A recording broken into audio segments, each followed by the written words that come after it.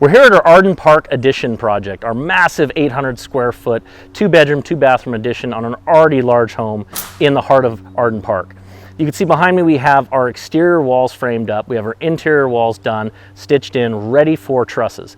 Now you've heard of trusses before, they're pre-manufactured roof framing products. They make it a lot easier to frame up your roof, but you can get into trouble if you're framing them for the first time. So if you stay to the end of this video, we'll show you a couple of tips and tricks so that way you can frame your own project in an efficient way.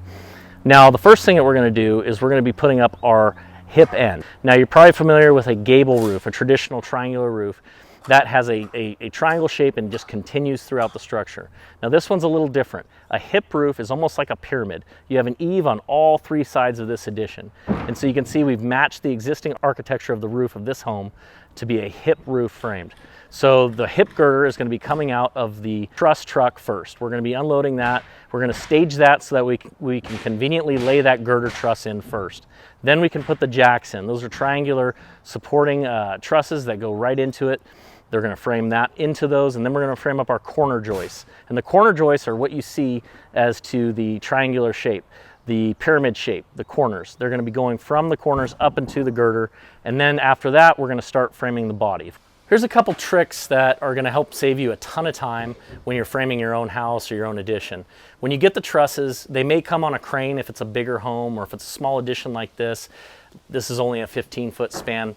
2 guys can bring each truss in and we can do it off of a trailer, right? But if you do have it crane mounted, you want to make sure that you mount every truss in a certain sequence. What you're going to find is on the truss calculations, they have the trusses in order. They call them, let's say, A1, A2, A3, A4, and then the B series will start B1, B2. You want to make sure that you lay them down so that way your B6 is on the bottom, your B5, B4, B3, B2, B1, and then you can lay your B1 first. You can roll over to your B2 and all of those, right? But the very first thing that you're going to want to do if you roof load is you're going to want to put your girder trusses up. Now your girder trusses are trusses that other trusses frame into. So let's say you have a switch in direction, right? Like we have here on our hip framing. We're going to put this girder truss right here where it goes, and we're actually going to mount it first before we mount any other trusses.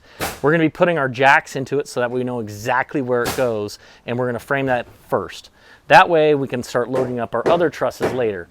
So right now on this project you can see we've got this girder that's going to go up first, and then after behind our girder we're going to start our layout. That's going to be 2 foot on center, and we're going to be marking the top plates. Now you want to make sure that you stay on the exact same reference point. So that means you're not marking 2 foot and then referencing from there another 2 foot, 2 foot, 2 foot. You could get a 1/16 to an 1/8 off on each one, and then by the time you're on your 13th, 14th truss, you're 2-3 inches off.